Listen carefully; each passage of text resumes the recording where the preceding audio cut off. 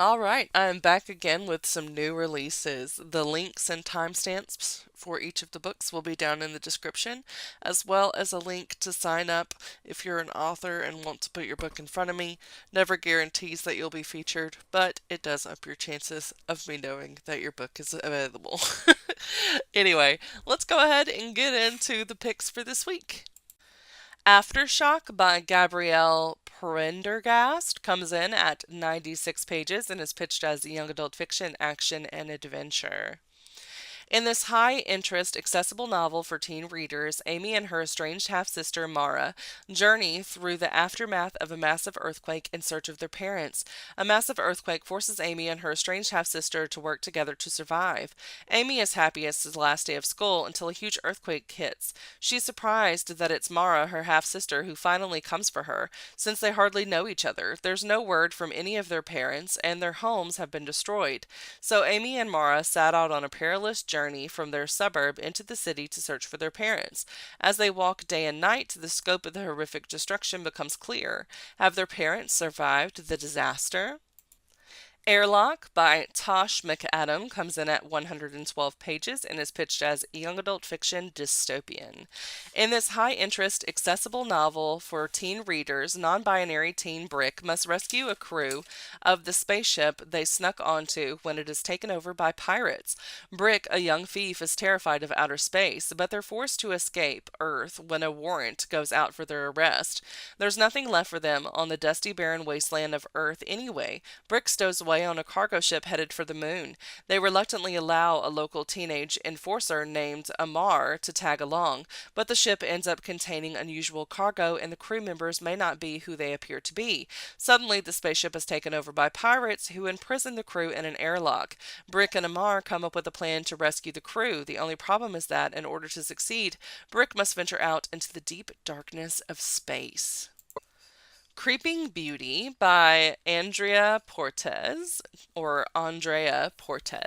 comes in at 368 pages and is pitched as young adult fiction, fairy tales, and folklore. From the best-selling author of Anatomy of a Misfit comes a subversive and feminist take on Sleeping Beauty, sure to appeal to fans of Damsel and To Kill a Kingdom. I did read Damsel and I liked it. It was interesting. It was very interesting. Bitsy is no one's ideal princess. She's heard it all. That it's a shame she's so plain, so lacking in grace. That the best thing for her to do is simply wait and wait some more and hope some prince will grant her a happy ending. Then Bitsy pricks her finger on a spindle and falls down, down, down into a world where cutthroats and con artists are more common than courtesies, where no one ages and everyone is beautiful, where an inscrutable evil rests at its core. A land where Bitsy's fate and her future are solely in her own hands, and neither are what she expects. The dark and deadly world of Heartless meets the empowering twist of Cruel Beauty. I've read both of those. In this thrilling, unpredictable, multi genre retelling of one of the most beloved fairy tales, where instead of falling asleep to await her prince, this sleeping beauty finally wakes up. My Roommate is a Vampire by Jenna Lorene. Comes in at 352 pages and is pitched as fiction, romance, paranormal. True love is at stake in this charming debut romantic comedy. Cassie Greenberg loves being an artist, but it's a tough way to make a living. On the brink of eviction, she's desperate when she finds a too good to be true apartment in a beautiful Chicago neighborhood.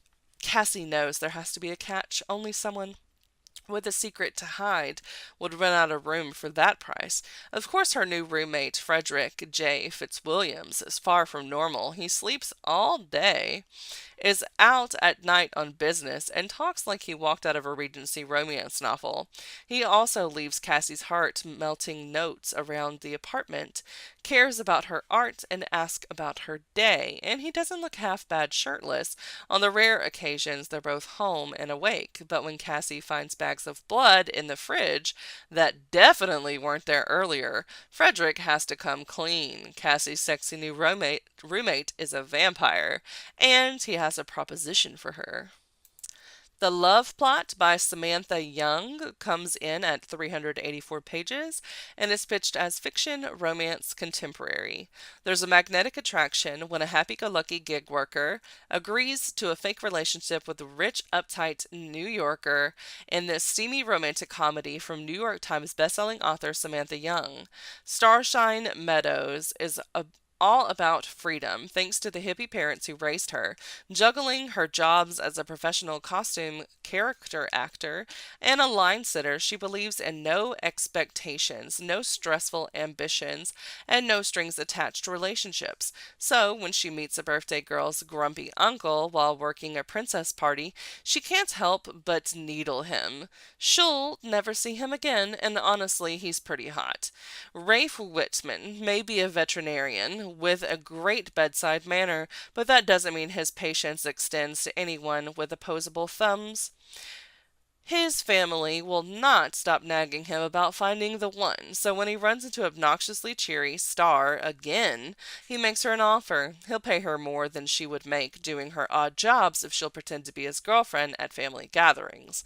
She can't stop sitting in line waiting for someone else's new phone, and he'll get his family off his back. When the tension between them heats to a breaking point, Star's desire for no strings is tested against Rafe's staunch stability. They say opposites attract, after all. Racing Hearts by Melinda de Lorenzo comes in at 128 pages and is pitched as young adult fiction romance. In this high interest, accessible novel for teen readers, Sienna trains for a triathlon in honor of her dead best friend while falling for a mysterious jock. To honor the death of her best friend, teen Sienna signs up to do a triathlon and finds a connection with an unexpected training partner in this body positive romance exploring first love, grief, perseverance, and trusting in yourself. 5 months ago, Sienna Shoring lost her best friend Stacy to suicide. Now Sienna is back at school, struggling and failing to find her new place in the social hierarchy. Awkward and alone, Sienna is still dealing with her grief when a package arrives for the Try It Triathlon, which Stacy signed them up for as a joke. It's like receiving a message from the grave. Sienna has no experience with running or biking, and she doesn't even own a swimsuit. But she decides to take on the challenge in honor of her best friend despite being a fat girl. And when mysterious jock Blake Romano approaches her unexpectedly and offers to train with her, she can hardly say no. He seems to understand her in a way no one else does, but Blake has a secret that might just break Sienna's heart, even if he's winning it. Vampires of El Norte by Isabel Canes comes in at 384 pages and is pitched as fiction horror. Vampires and vampiros face off on this Texas-Mexico border in this supernatural western from the author of The Hacienda. As the daughter of a rancher in 1840s Mexico, Nina knows a thing or two about monsters. Her home has long been threatened by tensions with Anglo settlers from the north, but something more sinister lurks near the ranch at night. Something that drains men of their blood and leaves them for dead. Something that once attacked Nina 9 years ago. Believing Nina dead, Norster has been on the run from his grief ever since. Moving from ranch to ranch, working as a vaquero, but no amount of drink can dispel his night terrors of sharp teeth. No woman can erase his childhood sweetheart from his mind.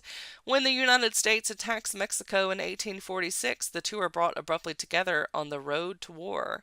Nina, as a curandera, a healer striving to prove her worth to her father so that he does not marry her off to a stranger, and Nestor as a member of the auxiliary cavalry of ranchers and vaqueros. But the shock of their reunion and Nina's rage at Nestor for seemingly abandoning her long ago is quickly overshadowed by the appearance of a nightmare made flesh. And unless Nina and Nestor work together through their past and face the future together, neither will survive to see the dawn. All right, that's all the books I have for this week. Don't forget to like, subscribe, share with friends, and leave a comment down below to let me know which of these books you plan on checking out, or if there's a different book that was not featured that you're planning on reading this week. And I will see you all next time. Bye!